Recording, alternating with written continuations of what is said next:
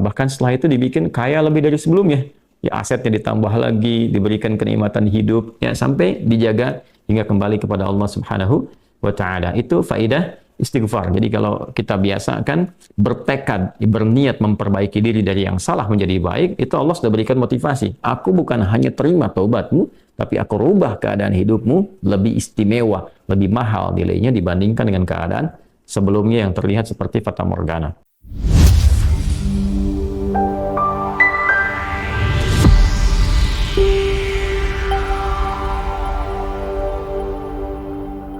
Faqultu astaghfiru rabbakum innahu kana ghaffara. Di lisan Nabi Nuh alaihissalam sudah diajarkan ya, sejak eranya Nabi Nuh alaihissalam bahwa orang-orang yang berbuat salah itu ya diingatkan potensinya. Ada rahmat Allah Subhanahu wa Ta'ala untuk memperbaiki kesalahannya sehingga menjadi saleh. Ya, ini satu fitrah. Jadi di setiap era itu selalu percikan rahmat Allah itu diberikan kepada setiap hamba ya melalui utusan-utusan Allah. Di era-eranya ada rasul ya, ada nabi, kemudian rasul nabi berhenti ya dengan hadirnya Nabi Muhammad SAW dan wafatnya beliau, selesai era kenabian, selesai era kerasulan, maka semua petunjuk-petunjuk yang telah sempurna itu diteruskan oleh sahabat beliau dari kalangan ulama. Nanti kalangan ulama ini mengajarkan kepada ulama di generasi selanjutnya, di tabi'in, tabi'ut tabi'un, sampai kemudian kepada kita. Ya, ini pakemnya sudah ada. Jadi dalam diri kita ini boleh jadi setiap manusia itu kan tidak ada yang suci ya, kecuali para nabi dan rasul yang memiliki sifat maksum, dijaga dari kesalahan. Boleh jadi saya, Anda, kita berbuat satu kesalahan, tapi rahmat Allah menjadikan kita itu mendapatkan fitrah untuk memperbaiki itu. Nah, ini yang nggak dimiliki oleh setan. Setan itu salah ya salah, kan? Salah ya salah. Jadi ketika dia berusaha untuk mendapatkan rahmat Allah pun dengan taubat itu selalu terhambat dengan kesombongannya, istakbar itu. Ya, satu kali ditawari untuk bisa mendapatkan ampunan pun, ya lalu diberikan satu syarat untuk hormat kepada jasadnya Adam pun, kan, itu tetap kemudian dia abai. Sekali lagi saya ingatkan untuk menekankan bahwa kita ini tercipta sebagai manusia, bukan setan. Ya, sepanjang kita menyadari kita manusia dan berbuat salah, maka aktifkan sinyal taubat itu. Ya, sejak di era sebelumnya, bahkan di era Nabi Adam alaihissalam turun ke muka bumi, kemudian juga berkeluarga, ya risalah-risalah tentang taubat itu selalu kemudian disampaikan. Nah, di era Nabi Nuh alaihissalam, Rasul pertama. Jadi kalau Adam itu Nabi yang pertama, Nuh alaihissalam Rasul yang pertama. Umatnya salah. Maka dengan kasih Allah Subhanahu wa Ta'ala diturunkanlah kemudian pengingat. Ya, lewat fitrah kemanusiaan ini. Lewat Nabi Nuh alaihissalam disampaikan, faqultu astaghfiru rabbakum innahu kana ghaffara. Ya, maka aku tegaskan kepada kalian, istaghfiru rabbakum, cepat istighfar, cepat balik lagi. Ambil kalimat-kalimat ampunan, ambil kalimat-kalimat taubat ya dari Allah Subhanahu wa Ta'ala, menggunakan Rabb tuh yang telah menciptamu, merawatmu, menyayangimu, mengingatkan. Jadi Rabb itu ada nilai-nilai rububiyah di dalamnya. Ya, ada sifat-sifat rububiyah. Ya, bukan sekedar mencipta, tapi juga merawat, memberikan perhatian, memberikan kebutuhan. Kalau dalam bahasa bebasnya Allah seakan ingin mengatakan, hei, aku kan yang cipta engkau, ya kan? Engkau berbuat salah, aku berikan kesempatan untuk saleh. Aku kirimkan di kalimat taubat, aku berikan kesempatan untuk memperbaiki diri. Kenapa engkau nggak ambil, ya kan? Ya, indah sekali gitu. Ya, aku ciptakan engkau salah, aku berikan jalan saleh. Kenapa ketika aku berikan jembatan untuk memperbaiki diri, engkau tidak ambil? Maka lewat Nabi Nuh alaihissalam sejak di era kerasulan pertama itu diingatkan sampai nanti puncaknya di era Nabi Muhammad sallallahu alaihi wasallam. Faqultu astaghfiru rabbakum innahu kana ghaffara. Kata Nabi Nuh alaihissalam, aku tegaskan, innahu kana ghaffara. Sungguh Allah Subhanahu wa Ta'ala itu telah menetapkan pada dirinya bahwa ia Maha mengampuni seluruh dosa-dosa. Jadi ada ghafir, ya, ada ghaffar, ada ghafur, dan nanti dilekatkan dengan rahim pada puncaknya. Ya. Misalnya di surat Ghafir, di ayat yang ketiga, Ghafiridz dzambi wa qabilit taubi, itu menggunakan kata ghafir. Lalu kalau kita jadikan superlatif, ya, dinaikkan lagi tingkatnya menjadi lebih banyak, terus mengampuni dosa, mengampuni lagi, itu dirubah kalimat dari ghafir menjadi ghaffar. Kalau tanpa batas diberikan kemudian sifat yang ketiga yaitu ghafur. Ya, kalau hamba menyimpulkan apakah memang masih diterima, maka Allah turunkan puncaknya berupa sifat rahmatnya, rahim. Qul ya ibadiyalladzina asrafu ala anfusihim la taqnatu min rahmatillah. Innallaha yaghfiru dzunuba jami'a. Quran surah ke-39 ayat 53. Balik ke sini. Ya, jadi ini gambaran yang pertama. Sejak di era kenabian turun yang Al-A'raf ayat 23 itu Rabbana zalamna anfusana, kan Nabi Adam alaihissalam mendapatkan kalimat itu. Lalu di era Nabi Nuh alaihissalam sebagai rasul pertama diingatkan juga dengan potensi sifat-sifat kebaikan ini yang menjadikan manusia tertuntun untuk senantiasa berbuat baik. Lalu apa sifat rahmatnya? Ya, kalau kita kembalikan ke konstruksi Al-Baqarah ayat 37, tadi kan saya katakan di awal ya, Allah menegaskan seorang yang taubat ingin merubah dirinya dari salah menjadi saleh, bukan sekedar dituntun oleh Allah, tapi juga dipercikan kasih sayang Allah kepadanya. Rahmat Allah diberikan. Ya, kembali ke Quran surah kedua ayat 37 itu, fatalaqqa Adamu min rabbih kalimatin fataba alaihi innahu huwat tawwabur rahim. Jadi bukan tawwab saja, tapi rahim juga. Bukan sekedar Allah terima taubatnya, tapi kasih sayang Allah pun diberikan kepadanya. Nah, apa di antara jenis kasih sayang yang Allah berikan kepada seorang hamba yang mau taubat? Ya, maka diteruskan ayatnya sampai 12 di sini. Imam Al-Bukhari menyantumkan di sini sampai ayat 12. Yursilis samaa 'alaikum midrara wa yumdidkum bi amwalin wa banina wa yaj'al lakum jannatin wa yaj'al lakum anhara. Allahu akbar. Ya, justru di sini teman-teman sekalian, istighfar itu ya permohonan ampun kepada Allah Subhanahu wa taala, ya, permohonan rahmat Allah Subhanahu wa taala, kembali kepada Allah, mengoneksikan diri kita kepada yang maha baik, itu diantara percikannya adalah mendapatkan lapangan kebaikan. Yursilis samaa 'alaikum bidrara. Ya, walaupun Anda mendapatkan kesulitan dalam berkehidupan, bahkan yang sifatnya luas ya secara sosial, kalaupun tanahnya gersang, ya, kalaupun kemarau berkepanjangan, itu ternyata dengan satu daerah itu, satu desa itu, satu wilayah itu mengoneksikan diri mereka kepada Allah, beristighfar. Ini faedahnya istighfar. Dengan beristighfar kepada Allah, taubat dari maksiat, ternyata bisa mendatangkan rahmat bukan hanya untuk pribadinya, untuk satu wilayah. Ya, ini pelajaran dari Quran. Ya, Allah akan memberikan kesan begini, jangankan bagi setiap personalnya, setiap orangnya. Ya kan? Ada masalah sekampung pun, contohnya kekeringan misalnya, contohnya kemarau, lalu sekampung itu, ya, atau ada orang-orang soleh di situ yang membiasakan taubat kepada Allah, istighfar kepada Allah, mengoneksikan dirinya kepada Allah, ya kan? Itu luar biasa, percikan rahmat Allah. Ya, apa di antaranya? Yursilis sama ya 'alaikum midrara. Allah memerintahkan kepada langit itu untuk menurunkan hujan. Ya, dengan curah yang memberikan maslahat. Kemudian wa yumdidkum bi amwalin wa banina. Ya, lantas kemudian melapangkan kepada engkau urusan hartamu. Ya, bahkan memberkahi engkau dengan keturunan-keturunan yang baik. Jadi Masya Allah, ya, orang tua yang rajin istighfar, suami yang rajin istighfar, itu ternyata bukan sekedar menjadikan ia mendapatkan penerimaan taubat.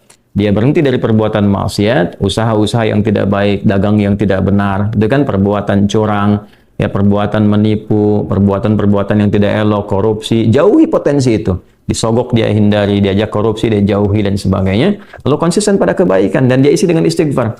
Astaghfirullahaladzim, astaghfirullahaladzim, Rabbana zalamna anfusana wa illam taghfir lana wa tarhamna lanakunanna minal khasirin. Dia konsisten pada kebaikan itu, wa yumdidkum bi amwal. Allah akan lapangkan dia pada harta-harta yang lebih berkah. Allahu akbar. Ya, jadi diberikan kelapangan dulu pada dirinya, kemudian diberkahi hartanya, jadi berapapun yang dia dapatkan, Allah berikan berkah padanya. Sehingga dia merasakan kebahagiaan dengan harta itu. Kan ada orang yang merasa seperti kelihatan banyak, tapi tidak menikmatinya. Ya, baik itu boros, baik itu merasa kayaknya banyak tapi nggak kepake. Ya, barang-barang habis beli ini lagi, tapi memuaskan nafsunya saja. Ya, temannya ngajak begini, dia harus terpaksa beli. Kadang-kadang ngutang, atau mungkin dia dapatkan sesuatu tapi jalan-jalan yang haram, jalan yang salah. Dia tidak menikmatinya, dan ini yang paling bahaya. Ya, ini yang paling bahaya. Lawan lapang kan sempit. Jadi hartanya kayak banyak, tapi menyempitkan kehidupan rumah tangganya. Ya, hubungan suami istri jadi nggak enak, dengan anak jadi nggak nyaman. Itu ciri keberkahan biasanya. Ya, ciri keberkahan yang tidak didapatkan. Jadi kalau berkah itu dapat, walaupun terlihat kuantitasnya nggak sama dengan orang, dia 100 juta, ini 1 juta, tapi kenikmatannya luar biasa. Ya, di rumah ada kebahagiaan, hubungan menjadi nyaman, apa yang ditata itu bermanfaat, yang dimakan menjadi daging, dari daging itu terkonstruksi menjadi pengetahuan, jadi macam-macam, jadi energi, ya energinya dipakai pada kebaikan. Sebaliknya yang terlihat seperti banyak, kayaknya banyak nih, ya, tapi tidak memberikan kebahagiaan. Di rumah nggak bahagia, tidak memberikan dampak energi positif, ke ibadah jadi malas. Ya, itu ciri pertama kalau harta kurang berkah itu, apalagi tidak berkah, itu pasti menurun kesolehannya, meningkat kesalahannya. Pasti itu. Ya, jadi mulai menurun nih, sholat mulai menurun, baca Quran mulai menurun. Nah, kesalahan mulai meningkat, makan mulai salah, minum mulai salah. Yang tadinya minum yang baik-baik, sekarang minum yang tidak baik dan sebagainya. Nanti kalau sudah begini, pasti hubungan di rumah tangganya pun nggak akan jadi baik gitu. Ya, dan itu akan terbawa dalam kesempitan. Nah, cara untuk mengatasi itu, ini balik ke Quran surah Nuh tadi di ayat 10 sampai dengan ayat 12. Kalau kita menyadari kemudian itu salah, lantas ingin memperbaiki diri, kembali kepada Allah, perbaiki diri kita, ya, lalu mengingat Allah, menyesali apa yang telah dilakukan, berjanji untuk berbuat baik, itu tidak tanggung apa yang Allah jawab. Ya, kalaupun ada satu kelapangan yang tidak berkah tadi, diganti oleh Allah, dihilangkan yang kurang baiknya, dilapangkan dengan yang baik-baiknya. Lalu setelah itu dijaga keluarganya. Jadi memberikan kesan bahwa ada hubungan yang korelasi secara langsung antara harta dengan keluarga, dengan anak keturunan. Jadi hati-hati, saya ingatkan kepada para ayah, pada saya pribadi dan kita semua, jangan sampai membawa yang haram ke rumah. Sekali lagi, jangan sampai membawa yang haram ke rumah. Jadi kalau istri sudah memasak itu di dapur, menjadi makanan, dikonsumsi oleh anak-anak jadi daging, ya, dikonsumsi jadi daging nih, itu jadi karakter. Ya, itu sudah fitrah, sudah umum begitu. Jadi kalau dia baik, akan membentuk kebaikan. Kalau nggak baik, akan merubah ya, pada keburukan. Kontrolnya susah di situ. Ya, sangat sulit sekali. Nah, caranya tadi kembali kepada Allah, tinggalkan yang kurang baik tadi, nanti Allah rubah. Ya, cara dia mendapatkan harta itu, walaupun awalnya terlihat nggak nyaman, karena kan merubah diri, mengeluarkan yang kotor dulu. Ya, ya kalau terlalu banyak kotoran, mandi kan ya agak cukup pekat tuh mandinya, bersihkan lagi, terasa nggak seperti biasa. Tapi setelah dibersihkan semua jadi enak kan? Nah, itulah agama begitu, dibersihkan yang kotor itu kayaknya awalnya nggak enak, tapi kemudian hati jadi lapang. Yang diberikan kelapangan hati dulu. Ya, begitu hatinya lapang, baru nanti Allah buka jalan. Ya, setelah hatinya lapang, bagus, dan dinilai baik ini punya kemampuan untuk bertindak dan mengelola apa yang didapatkan, dilapangkanlah rezekinya. Karena dia sudah dinilai pandai untuk mengelolanya. Setelah itu diperbaiki keturunannya. Ya. وَبَنِينَ وَيَجْعَلْ لَكُمْ جَنَّاتٍ وَيَجْعَلْ لَكُمْ أَنْهَارًا. Bahkan setelah itu dibikin kaya lebih dari sebelumnya. Ya, asetnya ditambah lagi, diberikan kenikmatan hidup, ya, sampai dijaga hingga kembali kepada Allah Subhanahu wa ta'ala. Itu faidah istighfar. Jadi kalau kita biasakan bertekad, berniat memperbaiki diri dari yang salah menjadi baik, itu Allah sudah berikan motivasi. Aku bukan hanya terima taubatmu, tapi aku rubah keadaan hidupmu lebih istimewa, lebih mahal nilainya dibandingkan dengan keadaan sebelumnya yang terlihat seperti fata morgana. Kemudian dikuatkan dengan Quran surah ketiga Ali Imran ayat 135, ya. Di sini disampaikan Allah Subhanahu wa taala berfirman, a'udzubillahi minasyaitonir rajim. Bismillahirrahmanirrahim. Walladzina idza fa'alu fahishatan aw zalamu anfusahum ini dzakarullaha fastaghfaru lidzunubihim wa may yaghfiru dzunuba illa Allah wa lam yusirru ala ma fa'alu wa hum ya'lamun. Di highlight di sini di firman Allah Subhanahu wa taala, dzakarullaha fastaghfaru lidzunubihim. Ya, yaitu orang-orang yang mendapatkan rahmat Allah Subhanahu wa taala itu. Jadi ini korelasinya dengan ayat 133. Jadi ayat 133 itu Allah Subhanahu wa taala berjanji bagi orang-orang yang menyegerakan istighfar. Jadi ingat dosa hari ini nih. Sekarang misalnya malam nih, kita ingat ada dosa yang dikerjakan. Lantas ketika ingat itu istighfar. Istighfar, minta ampun sama Allah, gitu kan? Itu menyegerakan sesuatu tanpa jeda disebut dengan sara'a. Ya, sara'a. Jadi ada sa'a, ada sara'a. Kalau sa'a itu menyegerakan sesuatu dengan persiapan. Ya, makanya besok nih ada Jumatan menggunakan sa'a. Fas'au bukan wasari'u. Ya, ya ayyuhalladzina amanu idza nudiya lis-salati min yaumil jumu'ati fas'au bukan fasari'u. Fas'au itu Quran surah Al-Jumu'ah. Ya, Al-Jumu'ah di ayat yang keberapa? Ayat 9, kan? Allah menyampaikan fas'au ila dzikrillah. Bersegera, tapi siap-siap dulu. Mandi dulu, pakai wangian dulu dan seterusnya. Tapi kalau dia bersegera cepat, nyaris tanpa jeda, itu menggunakan sarah. Sehingga guru-guru mengatakan bisurah, cepat, nggak usah banyak jedanya, ya kan? Nah, di Ali Imran ayat 133 Allah berfirman, wasari'u ila maghfiratin min rabbikum. Kalau engkau merasa ada salah, bergegas, jangan tunda-tunda. Ya, ingat malam ini, jangan tunda besok. Gimana kalau kemudian tengah malam meninggal? Ya, segera istighfari. Nah, orang yang menyegerakan istighfar saat ingat kesalahan, apa yang didapatkan? Wa jannatin arduhas samawati wal ardu uiddat lil muttaqin. Maka orang ini akan diberi harapan oleh Allah, ya, diperkenankan untuk memohon, bahkan ketika pulang disiapkan surga untuknya seluas langit dan bumi. Dan itu bagian dari sifat takwa. Jadi takwa itu bukan sekedar amar ma'ruf. Saat Anda ingat sholat, Anda ingat puasa, ingat baca Quran. Tapi takwa juga ada bagiannya nahi mungkar. Saat Anda ingat salah, lalu Anda taubat. Ya, saat Anda ingat salah, Anda pengen jadi soleh. Saat Anda ingat maksiat, Anda ingin taubat. Itu bagian dari takwa. Nah, bagaimana kemudian cara mengimplementasikan itu semua? Nah, ini poinnya. Ya, walladzina idza fa'alu fahishatan aw zalamu anfusahum dzakarullaha fastaghfaru lidzunubihim. Itu orang-orang. Ini menggunakan, sering diterjemahkan dengan orang-orang yang, gitu kan? Walladzina, alladzina disebutkan 1080 kali dalam Al-Quran setidaknya. Ya, mencakup semua tanpa batas. Laki-laki, perempuan, besar, kecil, tua, muda, punya jabatan, tak punya jabatan, semua tanpa kecuali. Artinya, semua orang dengan keadaannya berpotensi berbuat salah. Ya, kecuali tadi Nabi dan Rasul yang punya sifat maksum. Ya, Allah jaga dari kesalahan. Kita yang bukan Nabi, bukan Rasul, itu berpotensi salah. Apapun profesinya, apapun jabatannya, apapun tugasnya, berpotensi salah. Ya, pun demikian termasuk saya. Pasti salah, pasti. Nggak ada yang nggak salah. Jadi kalau ada yang mencari kesalahan, misalnya saya pribadi, pasti menemukan. Pasti. Dan percuma mencari kesalahan manusia. Karena pasti ditemukan. Ya, dan ini catat yang paling penting. Hindari mencari-cari kesalahan itu, karena kita tidak tahu bahwa mungkin ketika seorang divonis salah itu, dia sudah mengistighfari, sudah mentaubatinya. Ini poin besarnya.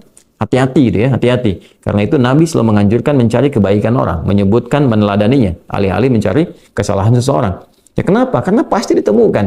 Tapi yang tidak pasti itu, kita nggak bisa memastikan orang itu sudah taubat atau belum. Yang paling bahaya adalah mencela orang, mencari kesalahan orang, mencaci orang yang sudah dia taubat dan taubatnya diterima orang, diterima Allah Subhanahu wa taala. Hati-hati ya, mencari kesalahan orang, mencela orang, ya kan? Yang dia sudah mentaubati kesalahannya dan taubatnya diterima oleh Allah Subhanahu wa taala. Allahu akbar. Itu azim, itu, hati-hati ya. Ya, sesuatu yang besar sekali dosanya di sisi Allah Subhanahu wa taala. Nah, ini kembali ke sini, ketika seseorang dia sadar berbuat salah, dia salah. Alladzina, semua orang potensi salah. Ya, idza fa'alu fahisyah, ketika dia berbuat fahisyah. Ya, fahisyah itu pernah saya sampaikan ya, turunannya nanti fahsya namanya. Jadi sifat kesalahan yang muncul dari syahwat. Ya, mohon maaf, zina, pornografi, porno aksi, kata-kata jorok, kata-kata kotor dengan semua bentuknya. Baik itu di media sosial, digital, ataupun juga di praktikal yang nampak secara fisik misalnya, itu jelas salah, jelas dosa. Ya, al-zalamu anfusahum, atau bentuk mungkar, menempatkan suatu bukan pada tempatnya. Ya, mohon maaf, ya, mencuri, merampok, membunuh, ya, korupsi, hoax dan sebagainya, itu zalim, perbuatan zalim. Nah, saat seseorang berpotensi salah, ya, dari fahsya dan mungkarnya, dia berbuat perbuatan dari dorongan syahwatnya atau mungkar, dari keinginan nafsu perut dan akalnya, dia berbuat yang salah, lalu zakarullah, dia ingat Allah. Nah, ini poinnya. Ini menarik sekali nih. Ini menarik sekali. Kok lanjutan ayatnya zakarullah? Bukan dia sadar bahwa dia itu telah berbuat salah. Kenapa zakarullah? Ini poinnya. Ya. Karena Allah ingin selalu menautkan sifat seorang hamba menjadi baik itu dengan rahmatnya. Ini poinnya. Jadi kalau bukan rahmat Allah Subhanahu wa taala, mustahil kita bisa mengarah pada kebaikan. Allahu akbar. Ya, lillah karena Allah. Lillah karena Allah. Ya, jadi orang-orang yang bertaubat dengan merasakan rahmat Allah itu beda. Dengan sekedar dia pengen memperbaiki, lain rasanya, lain. Ya, jadi kalimat zakarullah itu mahal sekali. Jadi ingin memberikan dampak kesadaran kepada kita bahwa Allah tuh nggak ninggalkan kamu. Ya, Allah tahu kamu salah, tapi sepanjang nyawa kamu belum sampai ke kerongkongan, kamu diberi potensi untuk tobat. Ayo tobat. Kan sering saya ungkapkan, Firaun saja, Firaunnya dikirimkan 2 nabi, Musa dan Harun. Ya, sebagai keadilan Allah, kasih Allah dan adilnya untuk memberikan hidayah. Ya, sampai titik puncak kan nyawanya di kerongkongan. Cuman sayang kan dia sendiri yang memilih untuk tidak mengambil hidayah itu. Sampai nyawanya di kerongkongan. Sampai tenggelam itu. Nah, itu sudah disampaikan informasinya, kisahnya, jejak sejarahnya sampai sekarang diabadikan supaya seluruh anak cucu Adam itu sadar jangan berbuat yang seperti itu. Ya, sekali lagi hanya setan yang tidak kenal taubat. Zakarullah, dia ingat Allah. Nah, sekarang tinggal kita mempelajari ketika ingat Allah itu apa yang harus dihadirkan. Tadi poinnya, Allah tawarkan kita bukan hanya sekedar jadi baik, rahmat dibuka, kasih sayang dibuka, kelapangan hati dibuka. Ya, makanya saya barangkali juga ingin menekankan materi-materi semacam ini, yaitu penting untuk disampaikan.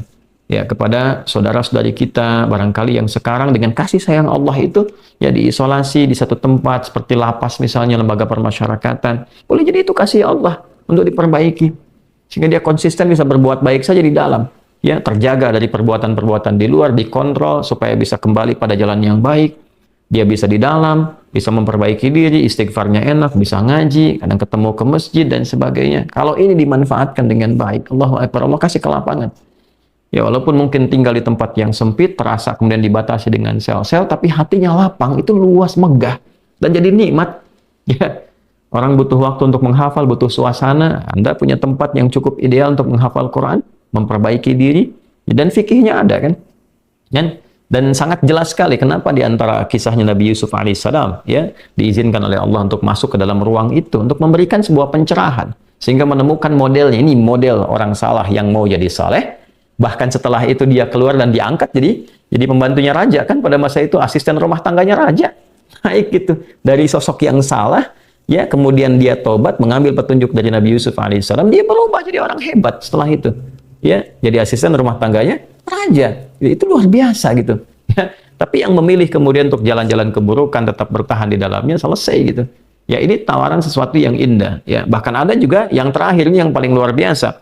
Orang yang sudah mendapatkan ancaman hukuman ya sampai kemudian juga mengakhiri kehidupannya, tapi dia mau bertobat. Ya. Maka dia bisa mengakhiri kehidupannya itu dengan apa yang telah ditetapkan misalnya. Kan kita nggak tahu garis takdir itu bagaimana. Ya. Wallahu alam, tiba kemudian manusia memberikan hukuman, tapi Allah dengan kehendaknya merubah itu semua, bisa berubah. Ya, tapi kemudian kalau itu bersamaan dengan takdir yang telah Allah tetapkan, dia menjadi baik. Jadi di Islam itu selalu ada solusi. Selalu ada solusi dan pedomannya mengantarkan pada kebahagiaan. Sahabat sekalian, tidak ada dosa yang terlalu besar bagi ampunan Allah. Selama napas masih berhembus, pintu taubat masih terbuka lebar. Jangan tunda untuk beristighfar. Jangan menunggu waktu yang sempurna. Karena bisa jadi waktu itulah yang tidak akan pernah datang lagi. Kembalilah kepada Allah dengan hati yang tulus. Karena Allah tidak melihat seberapa besar dosamu, tapi seberapa sungguh-sungguh engkau ingin kembali. Semoga kita semua menjadi hamba yang senantiasa memohon ampun dan mendapatkan kasih sayangnya yang tiada batas.